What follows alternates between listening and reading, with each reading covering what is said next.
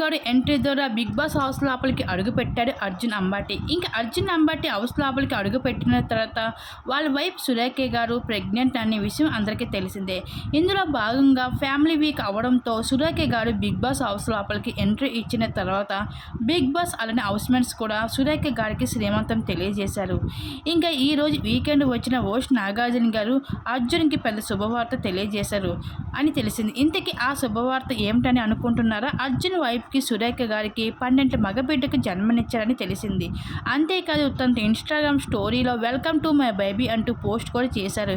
ఇంకా దీంతో వెంటనే క్షణాల్లో వైరల్ అయింది ఆ పోస్టు.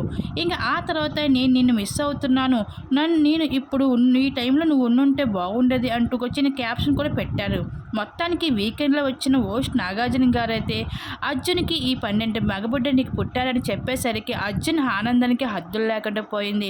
ఒక్కసారి గట్టిగా అరుస్తూ పెద్ద పెద్ద కేకలు వేసాడు.